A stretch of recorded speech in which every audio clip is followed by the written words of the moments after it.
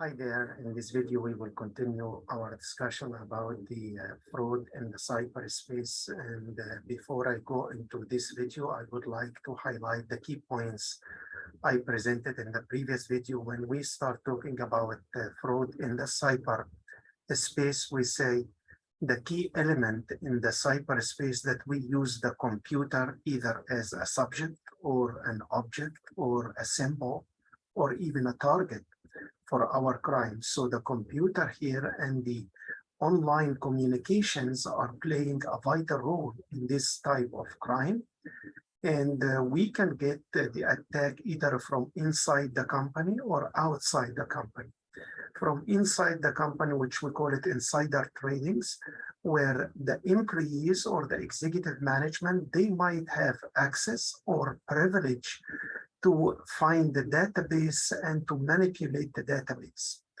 From outside, we can get it in a form of social engineering or viruses or spam emails, different types of attacks or applications that might come into our database. And in this regard, we have to build up our firewall to filter and protect our database from any attack that might come from outside. And in this video, I will continue the discussion talking about what are the types of fraud that might happen.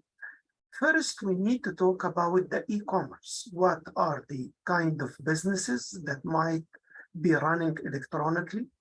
And what are the fraud that might happen in them? Then we need to talk about the schemes that might happen.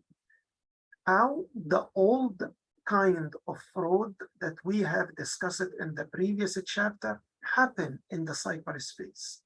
And what are the new frauds that might come uniquely to the online or the digital space? And the last point is how can I fight or combat against these types of fraud? The e-commerce, it's the kind of business that covers retail business online, like marketing business online, advertising online, or even different types of communications that might happen online. The e-commerce are exposed to different types of attacks like stealing the credit card number for payment or trying to play and manipulate the prices or making illegal identity where the fraudster might hack a credit card number, which is for original person, and misuse it for his own transaction. So the e-commerce are exposed to lots of frauds, either in the area of the identity or the manipulation of the payment or the amounts or the authenticity of the transaction. And there are so many cases might happen. We need to keep in mind that this is a unique set of frauds that are happening for the cyberspace. How can we protect against the kind of attacks that can come in the e-commerce? Number one, we can do encryption. Encryption here, where we encrypt the communication between the sender and the recipient of the communication. But here is the point. Encryptions, they come with an extra cost. So if there is any kind of communication happens between the user and the recipient that doesn't need to be encrypted, we don't recommend encryption because encryption, it has a monetary value attached and increase in the computational speed of our computers. So we need to keep in mind that encryption is a good way of securing e-commerce, but it comes with attachments like financial payment and computational load. The second thing, we can use a smart card. So the user to get access to the information and make a real transaction might have a smart card, which is a plastic card that has IC chip. The IC chip is transferred through an electronic module that interconnect with a terminal or a card reader. And this can be usually given by the supplier, where the user can use the smart card to authenticate the transaction. The smart card can either work as a memory card or a processor card. So the card is another way of protection for transaction. Another one, memory card. And here the memory card is slightly different from a smart card because the IC chip here works only as a memory storage device. It can hold a lot of information more than the magnetic stripe card. And the last one is the processor card. The processor card, it's high function. It's full-fledged microprocessor that can work on computer. It can be used for encryption. It can be used for advanced security mechanism, local data processing, complex calculation, and any other interactive processes. So what I'm trying to highlight is that e-commerce, it's of course booming business, and we need to consider one or more of the protection types that we need to automate in the cyberspace to protect the company from any kind of fraud. Now we move to the second point. What are all the frauds that we have discussed in the previous chapter that can be applicable to the cybercrime? And the next point, what are the new threats that are uniquely tailored for the cybercrime?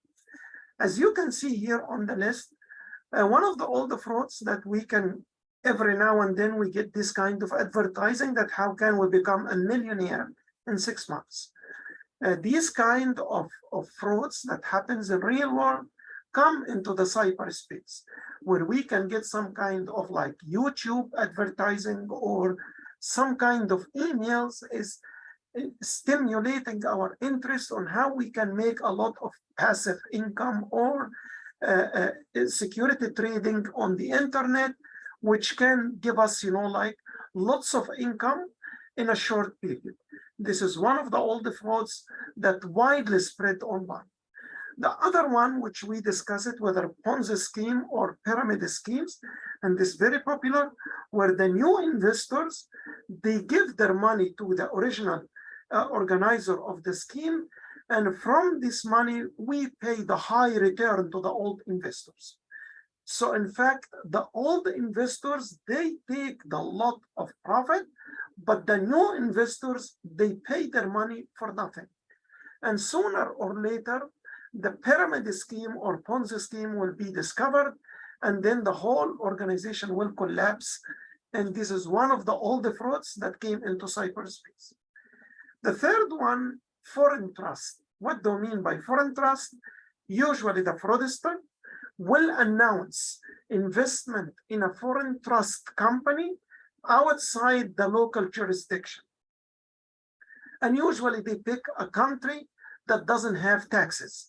So the investors here, they are stimulated to invest their money into this foreign trust in a different country that has no taxes. And by doing that, they will generate more income. In fact, this has two different issues that investors should think about. Number one, no matter from where we get our income from outside the local jurisdiction, when this income comes to our bank account, it will be reported by the bank and it will be taxable at the end of the day. So we cannot imagine there is an income free here without taxes. Any income will be taxable whether sooner or later. Number two, how do we get any kind of validity for this foreign trust in the other country? We most probably, we don't travel to the other country to go and see the construction or the infrastructure of that company to trust. So what we get through the internet, the communication, the different pictures are not good enough to validate the existence of this foreign trust. But it's one way of collecting cash for a fictitious investment in a different country for higher return. Another one, prime banknote, and this is similar to foreign trust, but instead of using trust, the fraudster here, they will claim that he has access to top banks where they give him return on investment higher than the normal rate. So if the normal rate of return on local investment in a local bank is 2%, the fraudster will give an expectation or hope to the potential investor that they will get maybe 10% rate of return. And this will be based on his connection to prime bank. They call it prime bank node, which means the top banks, they give privilege to this wealthy investor for higher return. Meanwhile, there is no such kind of return.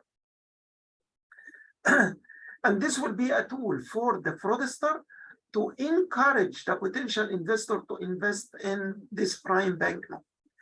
Chain letters, and here the fraudster will send emails to maybe the list of the people who are mentioned in a phone list.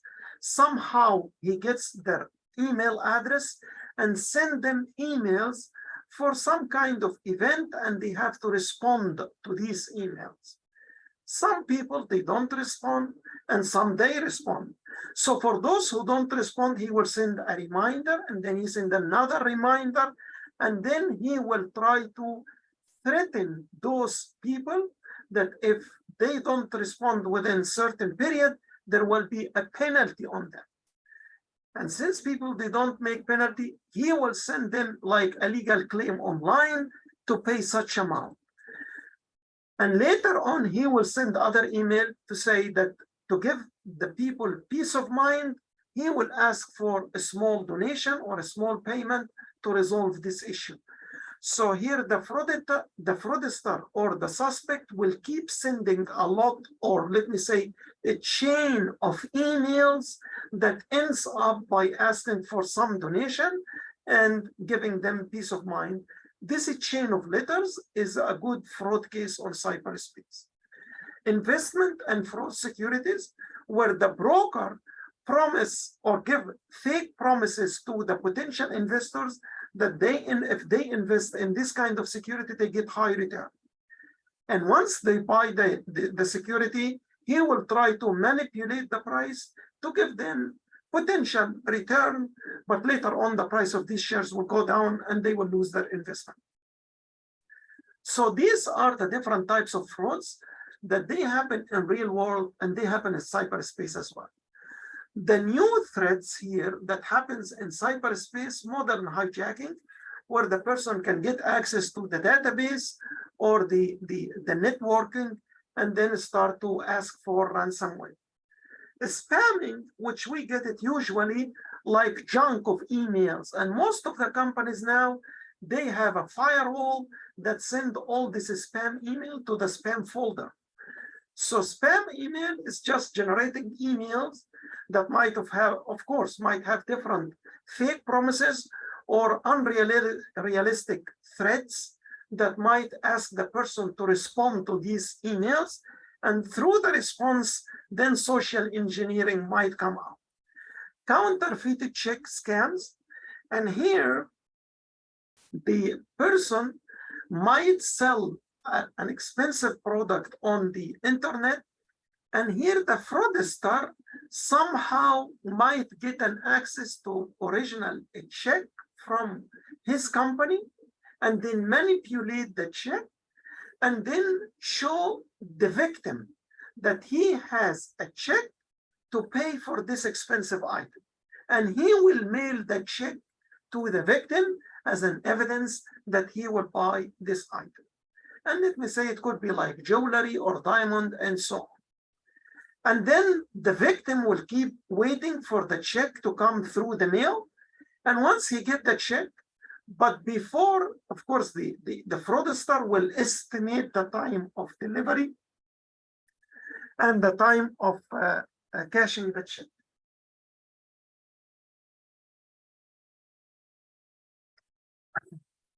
And before the victim puts the check into the bank account for cash collection, the fraudster will reach out to the victim and tell him he changed up his mind. He doesn't like to buy the product and he doesn't like to have the money paid from his account. And for the sake of mind, he says, okay, now just give me a little bit of cash and you can keep the rest for yourself. So the victim will assume if he get a check of $10,000, he will pay cash back, maybe 5,000 and keep the other 5. So here the victim will pay back 5,000 to the fraudster on a hope that this check that has $10,000 is going to be his own, and he will make 5,000 difference. And by the time he gets cash to the check, he will find that the bank is bouncing back the check because this is not a really check. And by doing that, the fraudster will take 5,000 cash dollar from the victim, and the victim will get nothing out of it.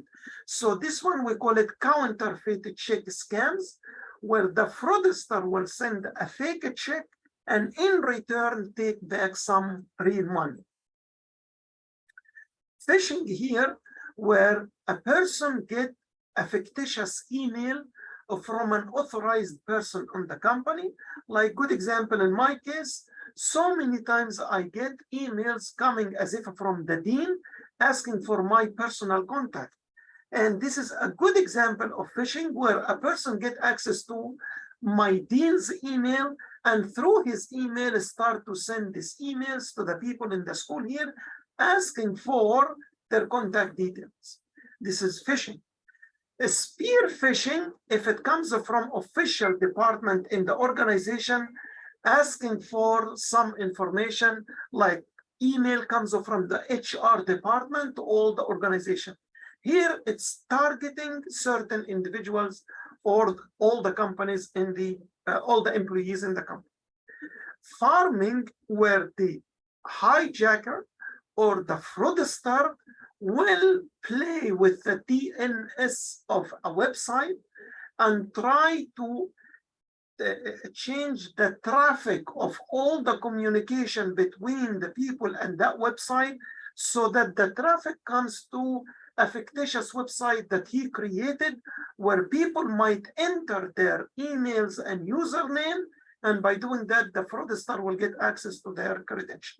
So farming here, we change the traffic of the communication from official website to a fictitious website by playing in their DNS.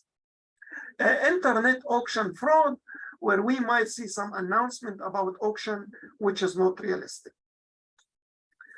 As I said, how can we compact all these different types of fraud? One way could be encryption. But remember, encryption is not cheap. It always comes with some financial cost and computational load for the computers. User validation, and this is very popular now, where we can enter, of course, our username, our password, and then we might have different application on our cell phone to validate our identity. We recommend not to store financial information or any data on the web server. In case some kind of attack happened to the server, we will not be at risk. A firewall which prevent unauthorized access, and now there are multiple levels of firewall to make sure that all the unauthorized access somehow will be discovered before they go into the database and the network. Control interactions between server and the internet, so all the traffics will be watched by the programmer to make sure if there is any kind of illegal communication or unauthorized communication will be discovered. Of course, we can use here in this way artificial intelligence and machine learning, and those are different tools. They can be used in the complex fraud. Botnet, where the person might come across into communication that might be watching his communication and watch the packets of communication, and through that we can get access to the identity of the user and try to make his credential to get access to the internet. Distributed denial of service, DDoS, and here we try to overflood the server with lots of communication that might stop running. And this can interrupt the operation, sometimes like during the weekend. If we can make DDoS, this might interrupt all the transactions during a weekend until the people come on Monday and try to fix it. This is one way to stop the operation for some time. Why is the internet an attractive computational operational location for cyber criminal enterprises? Number one, we cannot really identify the criminal or the suspect because everything is in the digital space. So in the cyberspace, we cannot really identify and persecute the criminal because the criminal might be in a completely different continent that we don't have access and we cannot persecute him. Number two, on the internet, we can get a lot of communication. If I make a fraud with a real person in real life, it's going to be one person. But if I make a cyber crime online, it might hit tens of thousands and maybe millions of people through some keystrokes here and there. And information is power. Cyberspace gives the criminals worldwide reach, and World Wide Web is unanimous. As I said, we might not have the real person who commit this crime. The shadow crew or the web mobs, it's like stealing and counterfeiting credit card information and identification. This is very popular, and there is lots of losses that happens every year due to this shadow crew. Can pop up anywhere and spend with little more than keystrokes. Work solely in the online world. And as I said, this is one type of crimes that might happen in the cyberspace. And there are many, they come out every day, collecting information, misusing the information, trading the information, and it's a bit hard to identify the individuals. One of the areas for the complex crime is the money laundering in the cyberspace. If you remember from my previous videos that the money laundering, it takes three steps where we enter the illegal cash into the economic system, and then we try to make it through layering by buying and selling assets, and then we put it in the banking system as a clean cash. In cyberspace, I can make all of them in a very short period. The internet banking makes the hard to follow the tracking of the money. So usually here, we can enter the money from one place in the world on the internet, and we can get it from a different place. And then we can transfer it instantly from one account to the other. So what shall we do here? Number one, we need to make more restrictions from the banking system to report all the transactions that might be suspicious here. Because sooner or later, the money laundering will be going into the economic system of the country, and we put more restrictions for authentication of the different investors to see from where they get the money. Here, the payment that we might see it when we try to do layering in the money laundering, that somebody might do like an online store where people might buy different products and they pay online. This one, we call it merchant issuer model. And here, the money launderer might use this one as a tool to hide some cash that comes from online trade.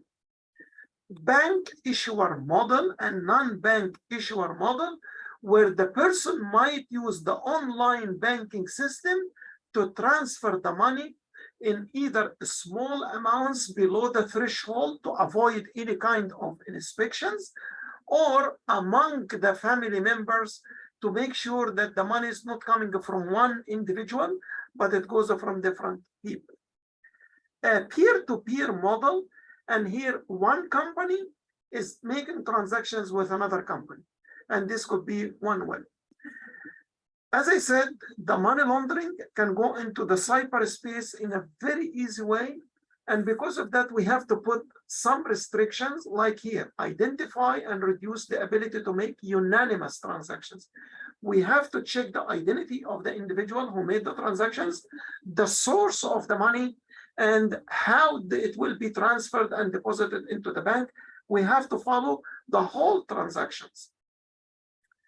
And then the banking system has to map all the movement of the money from where it's coming, which asset, and this through the connection between the banks. We might facilitate also international information sharing, and this became very popular now among all the banks to protect the global economy from money laundering. require all financial transactions to include know your customer. And this is one of the legal forms the bank has to fill it out for the customer. They make transactions, especially in cash, to know from where they get their cash. Harmonize and coordinate the international money movement regulation to make sure that if the person try to operate from a country that doesn't have regulations, will be stopped very soon by another country that has regulation for them. The last point here, we need to think about reporting cybercrime, computer and internet fraud. There is Internet Crime Complaint Center, provide reporting mechanism for victim, alert authorities to suspect criminals or civil violation, establish effective alliance with industry and different institutions in different countries. And finally, the National White Collar Crime Center, which makes research on the internet-related crime and complaints. So in brief, in cybercrime, we see some frauds that happened in real world are happening now in the cyberspace, but there are some new threats that they come especially with this new kind of business. And in addition, the criminal might use their illegal money into different transactions online, try to hide from any kind of persecutions. I hope that you find this short video useful, that give you orientation about the types of fraud that might happen on cyberspace and how can we control them. Thank you so much. Bye.